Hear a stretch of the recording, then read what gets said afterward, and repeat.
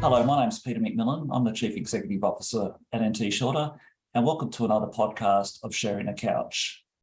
I'd like to acknowledge that we're broadcasting today from Larrakia country and pay my respects to their elders, past and present, and to any other First Nations people who might be watching or listening to this podcast right across Australia or indeed overseas. Thank you for joining us and welcome. Today we've got another really interesting conversation around minimum rental standards, minimum energy efficiency standards for renters, and talking about what it's like to live in our homes during summer and winter with cold temperatures and hot temperatures. And at the moment, as we broadcast, we've got a heat wave across many parts of Australia. So today's conversation is really relevant. To that end, I'd like to introduce to you our participant today on the couch, Barrett. Bernie is Better Renting's Advocacy Coordinator. She has a background in consumer and lived experience advocacy and leadership. She most recently worked with peak bodies across health, mental health lived experience, and LGBTQIA+ advocacy in South Australia. Bernie has a strong focus on social justice and brings her passion for community-driven change and systemic advocacy together into her work at Better Renting. She is a 2022 Australian Progress Fellow. As for Better Renting was officially registered on the 5th of April 2018, so it's a fairly new organisation. Over the last 4 years, they're proud to have worked with renters to take a stand on the issues that affect them and contribute to changing the conversation and the laws around renting across Australia. As you'll hear over the next 45 minutes, they've done a lot of work in a short time and have been very successful. I'd like to welcome you to the program, Bernie. Thanks, Peter. I'm happy to be here. Just acknowledging that I'm meeting with you today on the lands of the Kaurna people, and I always pay my respects to elders past and present. Wonderful. Thanks so much for joining us. Your role is Director of Advocacy at Better Renting. Maybe you can tell us a little bit about what that involves. What does your typical day look like in an organisation, I guess, that's still very much establishing and building upon the work that you've done? It must be an exciting place to be right now. Can you tell us a bit about it?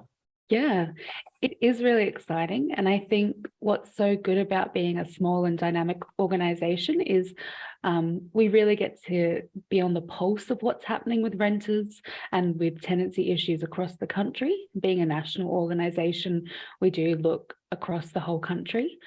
I'm based here in South Australia on Kaurna land, as I was saying, and right now we have a residential tenancies review happening in South Australia, so I'm doing a bit of work around that.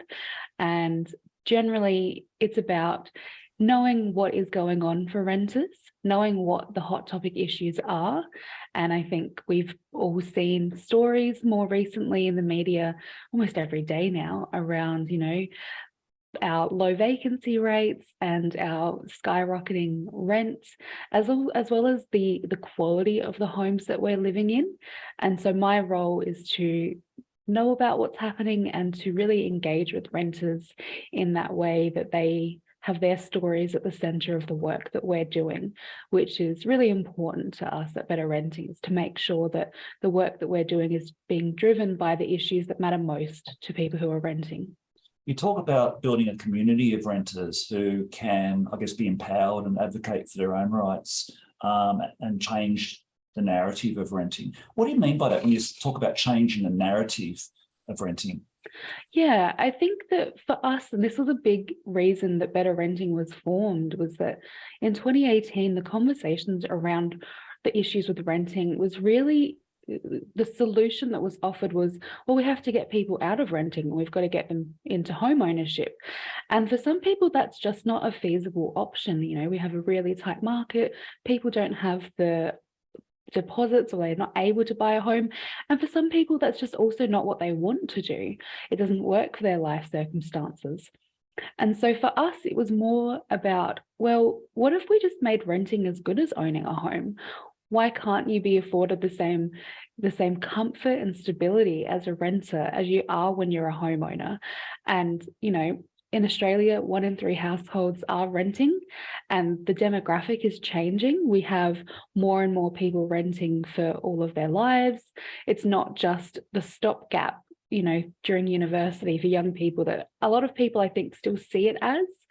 And so changing the conversation and the narrative around that to say, renting is a long-term solution. It's a housing solution, and it's an essential service that we provide. And so we need to make sure that the quality of the homes that people are living in are good and keep them healthy and keep them safe, and that people are offered stability, because when renters are constantly forced to move around, we're really disconnected from that community aspect, which is a big part of being, in society as a person, is being able to connect with your community. So for all of those reasons, really want to change that. Absolutely. It's fascinating, isn't it? In the Northern Territory, 50% of Territorians are renters, so we're higher than the national average. And, there are various circumstances and reasons why people want to rent, as you point out. I was quite taken aback, actually, when our former Prime Minister said that the best thing the government can do to help struggling renters is to help them buy a home, because I know it's just not an adequate solution or an option for a lot of people at different stages of their lives and the like. What are you hearing from the people you talk to who are renting about that issue you mentioned before about tenure and wanting to stay in their rental homes longer? Because it seems a bit strange that rental tenancy agreements are still often 6 months or 12 months duration. There's not a lot of longer term leases that are generally offered in Australia, are there? No, it's different. In some parts of the world, you may see people renting a home for 5, 10, 20 years, and we don't see that as much in Australia. I think what we hear from renters the most is that looming sense of dread, and that potentially with little notice, depending on where people live, they'll be told your lease is over, it won't be renewed, or they'll be served a no-cause eviction. A landlord may wish to move back into the property or sell the property or renovate it, or a number of other reasons. And the stress of the move is enormous for renters, because while they're, preparing the home to be handed back to the landlord, they're also having to fight with, scores of other renters all applying for the same property. It's an expensive thing to have to do constantly. There was some research done by the Tenants Union New South Wales around the cost of a move, and they looked at an average move costing around $4,000, including bonds and everything. So for renters who are doing that every 12 months or less, it becomes an extremely stressful, both emotionally on their mental health, but also financially stressful. And so, when we say to people, well, the option is go buy a home, I don't think they understand the expense that's involved in being a renter as well with that instability. So, I think a lot of people would love to see longer leases, especially people with families. There's a lot of stress and almost trauma for the children having to constantly move schools. And I think we've heard from parents who are renting and have been served a no-cause eviction and are looking at how can they stay within the community that their school is in for their children. And I think that's caused a lot of people to move into that temporary homelessness situation of staying in cars or in tents nearby their school. And it's not a good time for renters right now. And I think the other thing too is what I think Better Renting has pointed out in its reports, and we'll come to some of the detail of those a little bit later. But in terms of the power imbalances, and I guess some people out there might be listening and thinking, well, my house is really hot, or I need these repairs done, but I'm a little bit concerned at the moment about asking my landlord to modify them because they might evict me or they might put the rent up. And I think I'm curious as to the work that, well, first of all, I'm curious as to whether that's a commonly held fear that renters have. And then secondly, what the community of renters can do through your Facebook groups and other things, I guess, to share those experiences and learn from each other about how to approach those issues. Yeah, the fear of reporting issues or for asking for things to be made better is very common. And I think in jurisdictions where no-cause evictions are still allowed, so that's when, it could be throughout the duration of a tenancy or at the end of a lease, the lease is not renewed for no reason. It just isn't renewed. That causes a lot of concern and fear. And so when people do have issues, they don't want to be seen as a pain or a bothersome tenant. And so they are, living with standards in their homes that are substandard and are making them sick or are making their bills more expensive because they don't want to be a pain and they don't want to see a retaliatory eviction or they don't want to see their rent increased, which is a very real thing that can happen. One of the things that Better Renting and Healthy Homes for Renters are advocating for is the adoption of minimum standards for renters, minimum energy efficiency standards for renters, for homes for renters by 2025. And this is important because I guess it's part of being on a trajectory for more efficient homes to meet Australia's climate change targets by 2050. And I'm just one of the things that I note is that there's been a pretty strong case made, I think, in your research that these standards are not going to improve for renters out of the goodwill of landlords alone, and that regulation is needed. There's been plenty of opportunity, I think, for renters for landlords rather, to rectify some of these things. And sure, there are some good landlords out there that are and realise that's a reasonable thing to do, but it's not happening at the scale that we need. What's been the reaction to date from Australian governments, whether it be the federal government or the state territory governments, around that notion of having those performance standards, and as well as landlords? What are they saying at the moment around the need to have those minimum standards? The work on the minimum energy efficiency standards for rental homes came from the federal level. So it was initiated, this conversation, in 2019. The then COAG energy ministers came together, and as part of that, trajectory process for zero emissions, they were talking around, residential homes, existing buildings.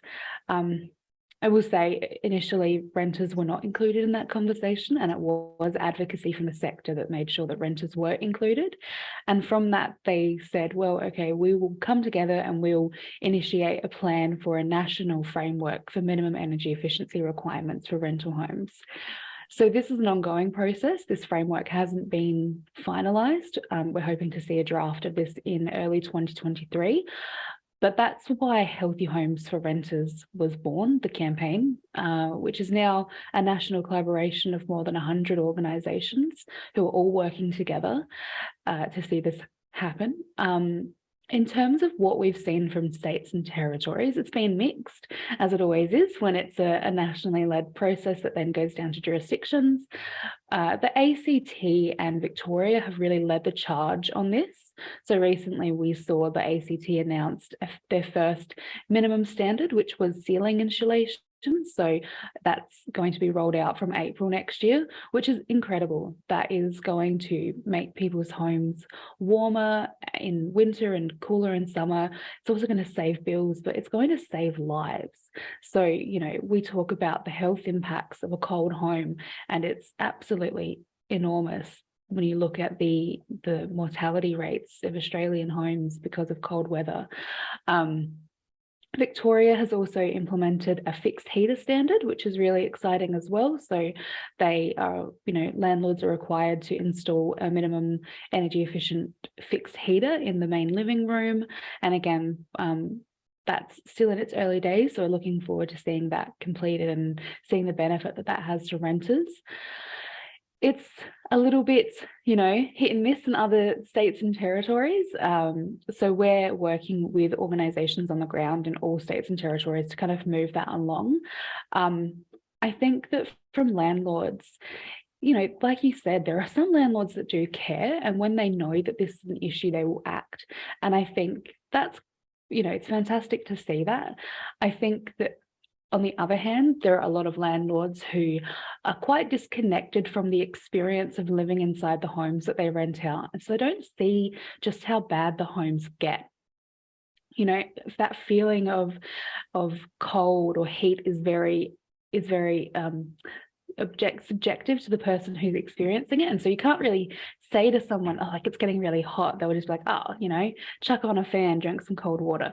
But when we look at the work that we've done with renter research, is we can say, for example, in the Northern Territory last summer, renters' homes were above 25 degrees 96% of the time, which is outside of the World Health Organization's, healthy temperature guides and everything like that.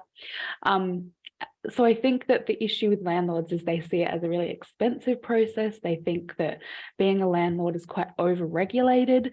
But I think that what we're doing in talking about the health impact and the cost of living impact is starting to make people understand, okay, this is like a social good. This is something that we can be doing to make the people who live in these homes' lives better. But I think the impetus really does have to come from government to make sure that it happens. Let's talk a bit about the blueprint of which Healthy Homes for Renters campaign has released, which is really a good guide. I've gone through that now a couple of times. It provides really good, well-grounded and well-made points around why it is important that we have minimum standards. I think one thing that I'd just like to canvass with you is what's in there around the energy efficiency of existing homes at around 1.7 stars compared to new builds, the standard being 6 stars. That's a marked difference, isn't it, in terms of existing homes? Are you able just to, in very simple terms, just remind people what these star ratings are that NABERS issues for homes in terms of their scale? I guess just in broad terms, just what's needed, what would be needed, I guess, in terms of either retrofitting the existing homes, or what landlords can do to get their homes up to a level of thermal comfort for tenants. Yeah, I think, to make it really simple, I think having those simple changes is really effective. So it could be things like ceiling drafts and leaks. A lot of homes in Australia are very tent-like, is the comparison that's often made, in that if you do, have an old air conditioner, and even if it works, it's often leaking the cold air out into the environment. So sealing those leaks and drafts is a really good step. Then going on from that, having a measure of ceiling insulation is really important, so that helps regulate the thermal efficiency of the home and the comfort of the home. Installing energy efficient reverse cycle air conditioners will also do a good amount of to keep the home warmer in winter, cooler in summer. And then you could look at other things like your hot water system, moving that off of gas if it's gas, and having, a look at the gas overall in the home, switching to electric appliances. And then, the window coverings is a really simple measure as well. Like having effective window coverings is a really great thing to be able to provide for renters. Ensuring that renters are allowed to put up curtains or blinds, being able to put in the hardware that's required to support those. And then, you could move on to other things, talking about window glazing and whatnot. But I think those kind of first steps of, is the house well sealed, draft sealed? Do you have ceiling insulation? Is there a reverse cycle air conditioner? Do you have good window coverings? A combination of those things would make a really big difference. And I think from the perspective of people who think about making sure that a house is livable and comfortable for anybody, whether you're a landlord or a tenant, it's not to an extent that you're not sick or having mental health issues by living in a house that's not suitable. Obviously, there's costs for making good on those things, but I guess from your perspective, and certainly from our perspective as well, we need to arrive at a way of doing that so that the tenant doesn't have to pay for the costs of all of those, upgrades and through their rents and things like that. So that's something we'll need to work through. So I'd just like to. Maybe we can start talking about the cold and then ramp up the temperature and talk about the heat as we go on. What do you reckon? Sounds good. Okay, so look, I really love some of the work that you've done in your reports, where you've been able to get citizen research, where you've literally sent out data trackers or temperature trackers out to people across Australia, around 50 plus people in these surveys, and you've actually been able to log the temperatures, and in the case of the cold weather, at least the humidity factors as well. and also get qualitative information back in terms of anecdotes and people's experiences with just what it's like living in houses. Let's talk about the cold. I was staggered by the fact that the World Health Organization has that standard of around 18 degrees, is generally accepted as a reasonable temperature, minimum temperature. But in Australia, the situation's quite unreal, isn't it, in terms of just how cold our homes are? What did you find?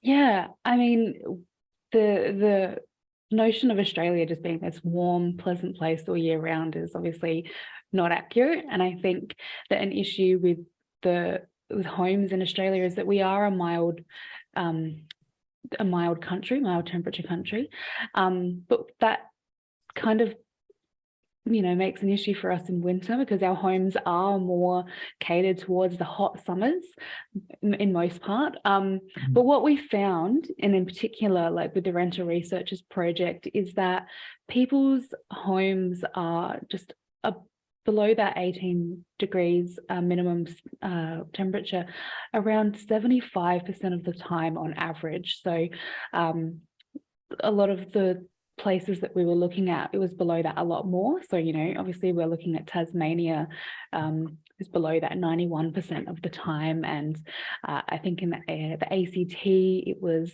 88% of the time. And, surprisingly to us, in Alice Springs and Desert Springs, where we had some renters, it was below 18 degrees, 89% of the time. And we also recorded some of the lowest average temperatures in the Northern Territory. And I think that really isn't highlighted a lot in the conversations that we're having, is just how cold it's getting. But I think, the wonderful thing about the Renter Researchers Project is that it is citizen science. We are putting this information in the hands of renters. And, I think as a renter, we often think that we have to accept a lower standard. And there's a line that, people should just be happy to have a roof over their heads. And what we're trying to say is, like, no, we should expect more. We should be living in a standard of home that does keep us healthy. And through Renter Researchers, we were able to talk to people really in depth about what it was really like in their homes. What was that feeling like? And what was that, what impact was that having? And we were often talking to people about, their homes being so cold that they couldn't invite family over. They were so shocked at how cold their home was that, if they did have friends over, they were often coming over wearing giant puffer jackets sitting inside the lounge room. And that was, causing them to avoid having people over. So it was also leading to a level of social isolation that was upsetting to hear about.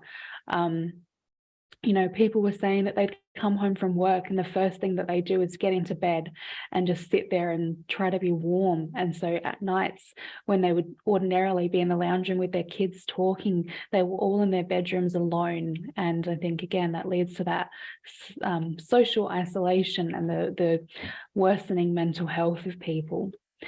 But then on the physical health side of things, it was also causing a lot of people very obvious issues. So people over winter were developing respiratory issues, whether that was an existing issue or not. Some people who had, asthma or other conditions had worsening experiences because of how cold their home was.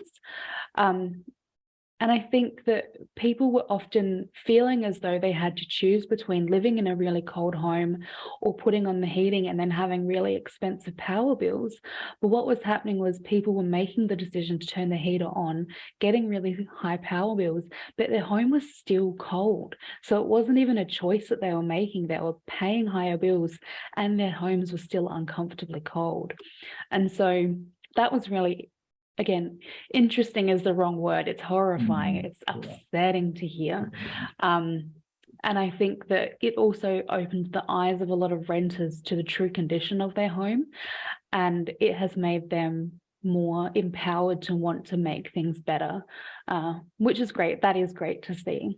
And in terms of, I was interested to read that as well. So even though there was heating, either the heating was substandard and not energy efficient, or you had drafts and things in the house as well, undoing the work with the heating. Was that the kind of thing that was going on, or no insulation taking Yeah, away? exactly. So, Okay. old inefficient heaters, or often if homes didn't have a heater, they were buying, the plug-in ones from Kmart or something. And so they're doing a lot of work, using a lot of energy and not doing a lot of work. So that's what's making them energy inefficient.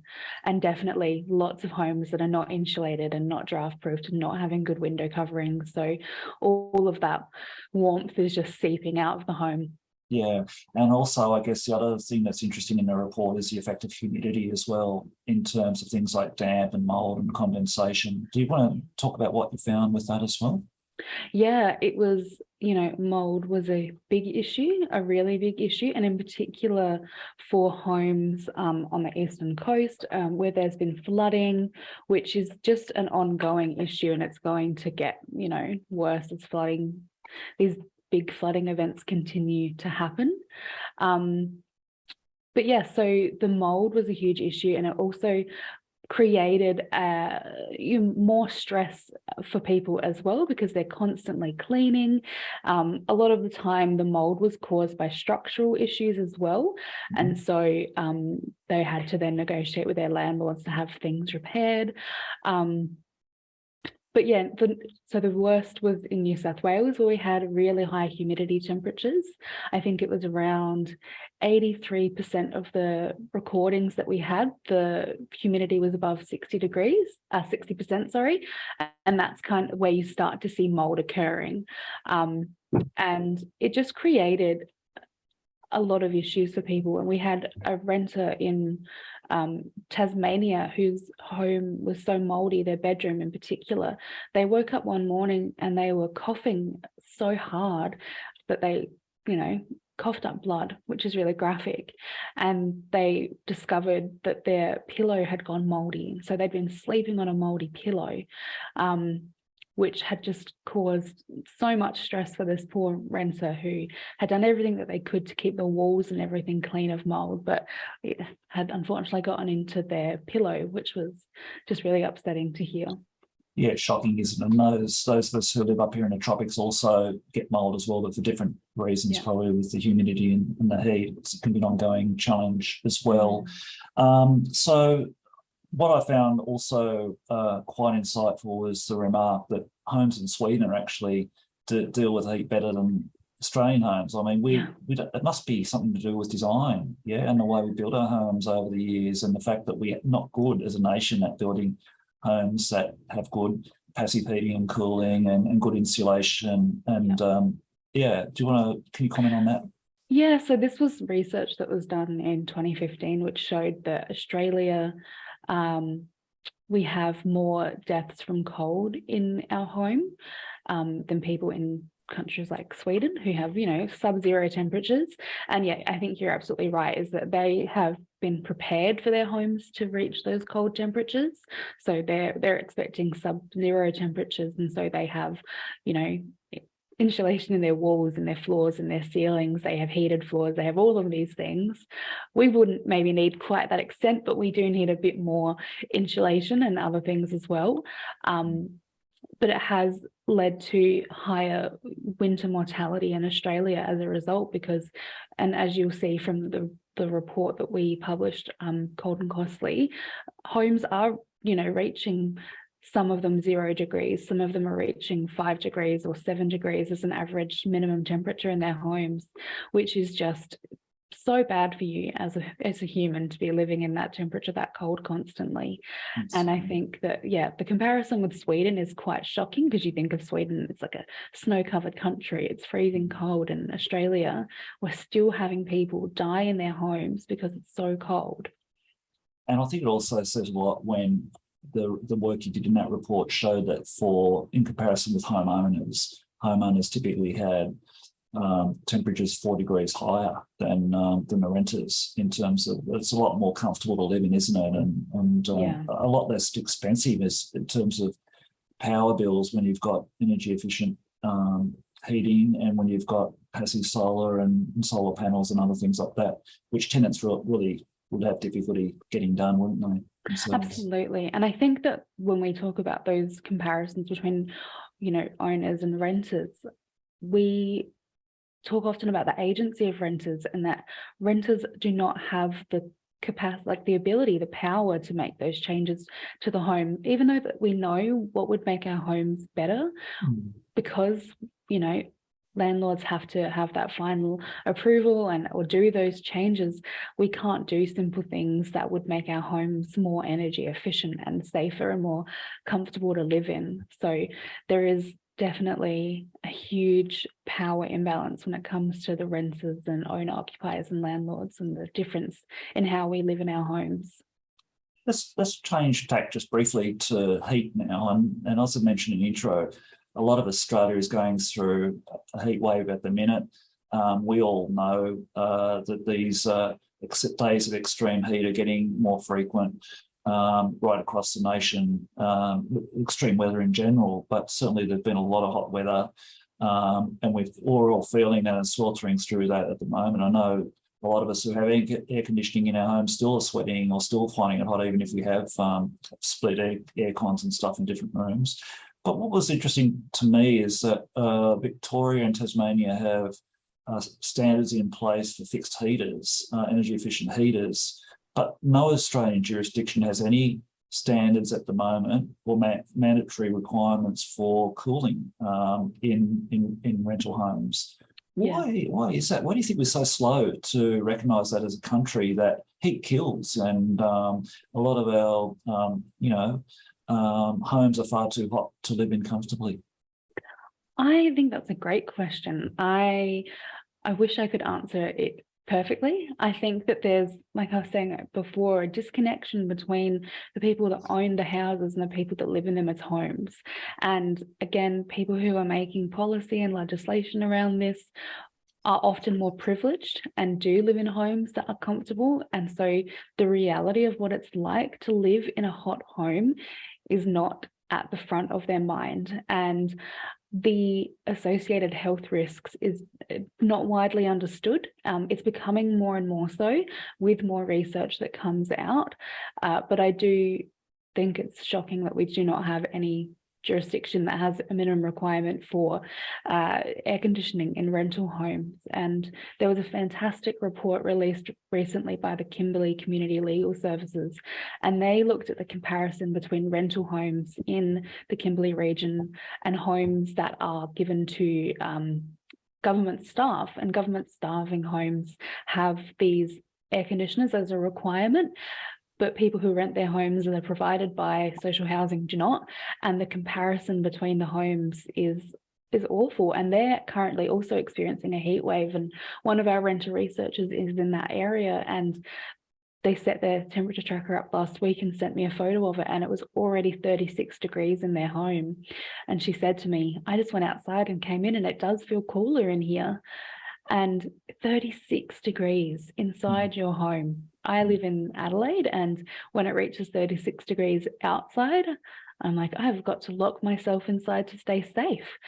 But you don't have that option when you live in a region where it reaches those extreme temperatures, or where there are those extreme heat waves. So I wish I could tell you exactly why they don't have them. I feel like there's a big disconnect, is a big issue between the health issues. I think, I'm about 80% reading through that Kimberley report, and it's an excellent report, and it's very relevant. Looking at places like Kununurra and Darwin and Catherine up here in the Territory, very similar climates, and especially when you're looking at people with complex health needs as well, living in overcrowded housing without anything more than a ceiling fan. It's just, it's little wonder really that people are sleeping outside rather than being inside the house, and resorting to things such as hosing down your walls and the concrete and the kids, and that's just conditions that aren't suitable for living in. I think the other thing too, maybe this is more a comment than a question, but I find it quite archaic really, that these days tenants in public housing up here at least need to seek approval from the Department of Housing to get a split system air conditioning put in. at their own cost, and when they leave the premises, they have to pay for it to be patched up and removed, so deinstalled and patched up. So it's not even left as infrastructure in the building for the next tenant, which just seems to me to be staggering, something that needs to be addressed. It's awful. That is horrible. And I know that that's the same in South Australia as well.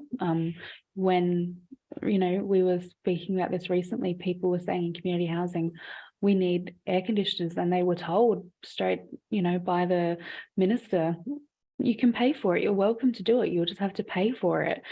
And I think that as a society, the fact that we can't provide social housing that meets the needs of the people who lives in it is a glaring shame on us all to not be able to do that. And your point about people that do have complex health issues or any sort of health issues living in these homes, it is killing people. And I think that we've looked at the health impacts of both heat and cold, and they're both terrible. And I just think that, we look at the issues with cardiovascular health when you're constantly exposed to heat and your body is having to work so hard to try to cool you down, and the long-term effects. And there's a huge amount of saving that could be made by governments by investing in energy efficiency in homes. There was a great report done by Sustainability Victoria, and they said that for every $1 that is spent on energy efficiency upgrades, $10 is saved in the public health system. So per person, huge amount of savings that could be made there.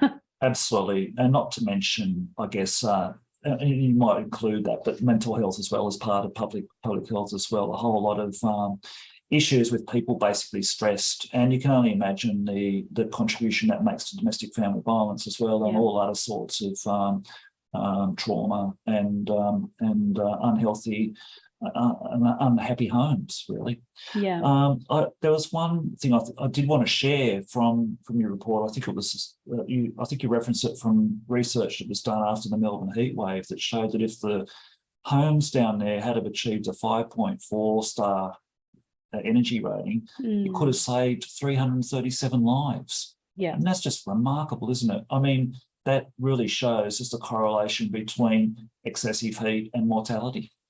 Yeah, and that's, I think, when you put it into those numbers, 337 people would be alive, if homes had been more energy efficient. And I think, that's 337 people who had families, who had dreams, who were contributing to society, who were part of our communities, who simply because their homes were not energy efficient or were not, able to keep them safe, are now no longer with us. And I think that, we can't look at 337 as a static number. It's an individual person who has a family, who has like community around them, and the flow-on effect of that issue is just enormous. And it's upsetting. Yeah. No, Bernie, you put that very well. It's absolutely the case, and we need to remember that they're people, not just statistics, each with their own families and stories, and lives have been cut short. Also, I think what needs to be raised is the fact that your report highlights that air conditioning itself isn't the be-all and end-all necessarily for achieving cooler temperatures. And in fact, some of the homes that your citizen renters had showed that the temperatures still didn't come down to the levels you might have expected by having air conditioning. What's happening there, do you think? That was really interesting to see. And I think that, we talk about air conditioning as being part of a response, part of a system that would make a home healthier, but it's not the be all and end all, especially if you do have homes that are leaky and don't have insulation, as I've spoken about already. It's a great picture that I saw I can't remember where I saw it now, but it was hilarious. Someone had just put, an air conditioner on a tent, and they were like, there you go, you fixed it. And it's like, that's exactly what it is, isn't it? Like, you cannot put, you can't put solar panels or an air conditioner on a tent and expect it to fix all of the problems in the house when there are these deep deep issues such as, lack of insulation and things that could be made better, with some investment in the property. but yeah, the air conditioning was interesting. And I think a lot of people also have these older, very like energy inefficient air conditioners in their homes as well. One of our renter researchers, took a photo of their air conditioner and sent it to us. And it's one of those classic brown boxes that sits on the wall and has like a giant system on the outside of the house that drips gallons of water every day. And yeah, they would say they turn it on and it was in their lounge room and they had to stand within a meter of the air conditioner to feel cooler. And even then it's just like, someone's manually blowing slightly cooler air on you and you're like, well, that was worth the $300. I had one of those, Bernie, in the late 90s when I was living over at Groote Island in the Northern Territory. Used to call them swampies, and I think I almost got industrial deafness from it. It was that loud. Exactly. And how are you meant to sleep at night? And I think that we talk about that in our report as well, actually, is that, people's sleep is so impacted. And how do you sleep when you've got a, 40-year-old air conditioner sitting in your lounge room trying to do its absolute best to keep the house cool and failing miserably, quite honestly? And I think one of the things that Healthy Homes for Renters should be commended for as well, better renting obviously, is the work you did on COVID during that time, just to really show how stressful and how hard it was for people to isolate, to work in their bedrooms, for example. And you point out that renters often have one less bedroom maybe than a family that owns. You might have a 2-bedroom unit for rather than a 3-bedroom unit with a study, for example. So it was difficult for renters having to stay put, not being able to get out to the beach or get out to the park to escape the heat at any time, having to try and work from home. Very, very, very, very tough conditions during COVID. Yeah, and that continued on and is still, as people have moved to working from home more and more often as well. We're also working in our conditions that are not healthy as well. And I think as part of the summer survey that we did with Sweltering Cities, we spoke to renters and we asked the question of, how often do you have to leave your home to seek refuge from the heat? And the number of renters was, obviously a lot higher than owner occupiers. People are going to the library or shopping centres to seek free air conditioning, and during COVID people just weren't able to do that. And so that was definitely a big issue for renters, who I think it made them realize as well, like, wow, my house is really not doing what it needs to do right now. Absolutely. Now, as things stand at the moment, in terms of the work that Better Renting is likely to do from here, I mean, we've covered a lot of ground today, and we're going to look at your outcomes report and some of the other reports that you've done that we've covered today. You've done a hell of a lot of work in just 4 years. What comes next for Better Renting, and I guess for the work for Healthy Homes for Renters? So for Healthy Homes for Renters in particular, so the National Framework for Energy Efficiency Requirements for Rental Homes is set to be released in early 2023. So we'll be doing a lot of work around that. So pulling together people to do a submission, and also, getting the word of our community sector blueprint out to people. So we're hoping to hold a launch webinar for that in early 2023, which we'll send emails around. So don't worry, you'll be invited.